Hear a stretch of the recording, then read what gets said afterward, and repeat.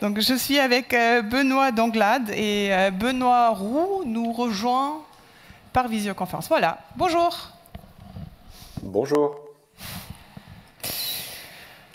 Le solaire flottant, Monsieur Roux. Oui. Alors, vous travaillez, vous êtes le directeur solaire et spécialiste du solaire flottant de BayWa. Et BayWa est le leader du solaire flottant en Europe avec 14 projets ayant une capacité totale de 200 MW sur des lacs et un pipe de 1 gigawatt. Alors dites-nous d'abord pourquoi du solaire flottant, quels sont ses avantages? Alors oui, effectivement, comme vous venez de le rappeler, donc le groupe BayWa est à ce jour donc leader européen sur le déploiement de parcs photovoltaïques flottants sur des lacs, sur des plans d'eau. On parle d'eau douce, donc de plans fermés. 200 MW de projets en exploitation à ce jour, 14 projets pour un peu plus de 60% des projets réalisés en Europe. Donc le solaire flottant, pourquoi développer le solaire de cette manière-ci? Ça répond avant toute chose à une problématique d'usage des sols. Bien souvent, ce type de technologie est développé sur des plans d'eau anthropisés, comme des anciennes zones d'extraction de sable, des anciennes zones d'extraction de gravier, des barrages hydroélectriques. Et donc, ça répond à cette problématique de conflit d'usage pour le développement à grande échelle du photovoltaïque. Voilà. Et donc, en Europe tout particulièrement, le gros de nos projets se trouve aux Pays-Bas, un pays avec une des plus forts taux de densité de population, où la problématique foncière est toute particulière. Et donc, naturellement, le solaire photovoltaïque flottant a trouvé ses premiers débouchés sur le continent européen, sur un pays comme les Pays-Bas. D'accord, mais donc si je comprends bien, il y a certains pays qui se prêtent au développement du solaire flottant et d'autres pas trop. Alors, c'est pas tout à fait la réponse.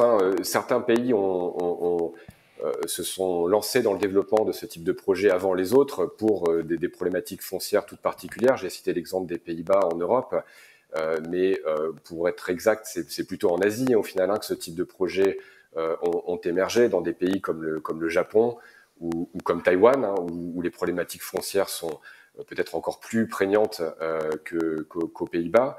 Donc deux pays à nouveau avec des densités de population très importantes, avec une topographie très accidentée au Japon. Donc il fallait vraiment trouver, et notamment après l'accident nucléaire de Fukushima, du foncier pour développer massivement les énergies renouvelables.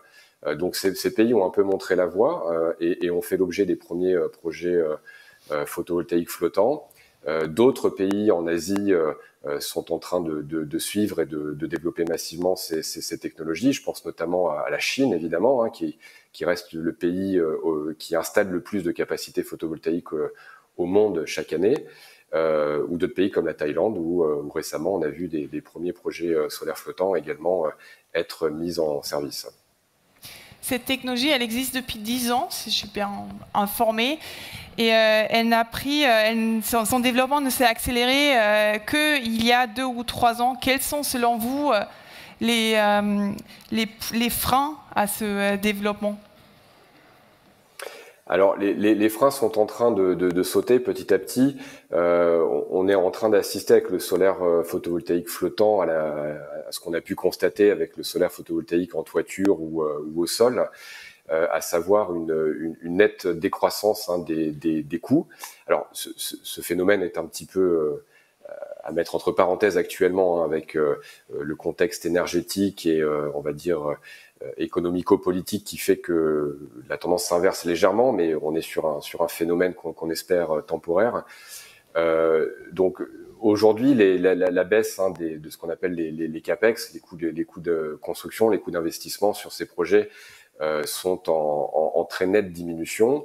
Et BayWa en tant que leader européen sur le sur ce créneau avec des références qui datent de plus de 4 ans et de nombreux parcs réalisés sur cette période. On a pu les constater par nous-mêmes, donc une baisse progressive de ce qu'on appelle le LCOE, du solaire photovoltaïque flottant, qui le rend aujourd'hui compétitif dans des pays comme la France, par exemple, où je suis très investi. Et on voit aujourd'hui des premiers projets photovoltaïques flottants être désignés lauréats des appels d'offres creux, donc en compétition avec des technologies photovoltaïques au sol, beaucoup plus classiques et que certains considérant comme plus matures. Mais aujourd'hui, on voit une compétitivité de ces projets photovoltaïques flottants et on a aussi les premiers projets flottants signés des corporate PPA, donc sans aucun mécanisme de soutien en France ou à l'étranger. Donc c'est vraiment cette maturité qui permet aujourd'hui au photovoltaïque flottant de se développer. Et puis au final, il n'y a pas vraiment d'invention ou de rupture technologique sur ce type d'installation. C'est simplement la technologie du photovoltaïque qu'on connaissait à terre, qui est amenée sur des plans d'eau, avec quelques ajouts venant plutôt de l'industrie nautique, mais qui est également aussi parfaitement maîtrisée. Et donc ces deux savoirs technologiques mis ensemble font qu'on a un produit qui est parfaitement mature et reconnu en termes de sécurité, de fiabilité et donc de compétitivité aujourd'hui. Donc, mais pour le moment, vous n'avez que des projets sur des lacs, si j'ai bien compris. Est-ce que vous envisagez de bientôt conquérir les mers?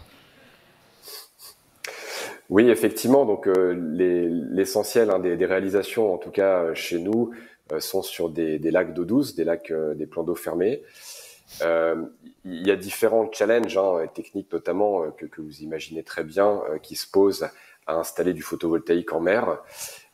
Donc il y a effectivement en premier lieu le milieu salin qui pose pas mal de problèmes de corrosion, et notamment quand on a des installations électriques qui sont très proches de l'eau. Donc c'est un premier challenge, mais qui peut être réglé avec des utilisations de matériaux appropriés et des systèmes de protection adéquats. Et enfin, il y a un challenge qui est probablement un peu plus important quand on s'éloigne un peu des côtes, c'est la résistance aux vagues et la prise en compte de la houle dans la construction, la conception des installations, des ancrages et la stabilité tout simplement. Voilà. Donc aujourd'hui, on voit émerger des premiers projets photovoltaïques flottants sur des lagunes ou dans des baies. Donc on est en milieu salin, mais avec des protections naturelles contre le challenge un peu ultime, à savoir des entrées de houle importantes qui remettent en cause donc la stabilité, la sécurité des installations. Donc aujourd'hui, on voit ces premiers projets arriver dans des milieux salins fermés ou semi-fermés, mais protégés en tout cas de la houle. Pour ce qui est de la mer, de la haute mer, je suis un peu plus réservé aujourd'hui en l'état de l'art de ce qu'on sait faire et surtout de la compétitivité qu'on attend du prix de l'énergie. En tout cas, une chose importante est à noter, c'est que peut-être à la différence de l'éolien offshore, la ressource solaire n'est pas significativement plus importante en mer que sur Terre. Et donc, il n'y a pas cette incentive à s'éloigner sensiblement des côtes pour aller chercher une ressource beaucoup plus importante qui permettrait du coup de compenser des investissements aussi plus conséquents pour faire face aux milieux très spécifiques. Well, but we are lucky because we have Benoît Danglade with us. You're a floating solar expert and specialist engineer at InnoSea, and your company has actually come a bit closer to going to sea because you are developing a project in a lagoon in the Maldives. Tell us all about that. Yes, exactly. So thanks for the opportunity to talk today. Thanks, Benoît, for the introduction of floating solar on inshore lakes. And yeah, Lisa, you're right. We are developing a project in the Maldives, so in the Indian Ocean. So first of all, I will come back on challenges and opportunities of going nearshore and offshore afterwards. But to introduce a bit our project, so first, why Maldives? Why we want to go in the Maldives? So there are multiple reasons for this. First of all, Maldives community is particularly connected to the environment. Secondly, let's say Maldives is highly threatened by climate change and notably global sea level rising. Highest natural point of Maldives is like 2.4 meters from sea level. Then Maldives has a strong need of energy and electricity. There are like 500,000 inhabitants. Main activity is tourism and fishing, and this activity is booming. Then Maldives, let's say, has a deep need for indigenous way of production of energy. For now, they only produce electricity with diesel generator, a bit with ground-mounted PV and rooftop PV, but it's like 4 megawatts, something like this, so nearly nothing. And lastly, Maldives has not found the right way to produce renewables energy. They do not have SWAC, as we've seen before. They do not have tidal wave project, not concrete, like let's say floating solar is an opportunity for them to produce renewables. They cannot produce renewable on land because scarcity of land is high. Also, they cannot produce offshore wind, or not a lot, because the wind power wind power is not very high. On the contrary, irradiance is quite important in Maldives. So we do not have land, but we have sun. So let's go on floating solar. So the project, it's a project made by the World Bank. So the World Bank is supporting the government of the Maldives to meet renewables energy targets. So we are zooming on only one atoll in the south of the Maldives. We are 3 companies. So Suntrace, who is leading the project. So they are experts renewables energy, mainly on ground-mounted PV. Inosi, so we are marine renewable offshore consultancy and engineers. We have strong experience in floating solar and in marine environments. And there is also a local company named Renewable Energy Maldives that help us for social and local constraints. So the project has started a year ago now. So the first phase was to establish the preliminary potential of floating photovoltaic in the lagoon. So we are here in a lagoon, we are not offshore. So we are inside the barrier reef. We are not exposed to regular swell, only to extreme events and extreme swell, and also mainly to wind waves. The second phase was to perform a screen analysis of the possible sites.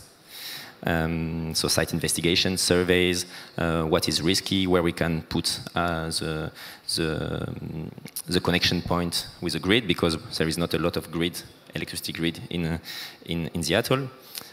What is the issue of mooring system? Should we, like with dynamic waves, we should not put our system near the entrance of the waves, but on a sheltered area.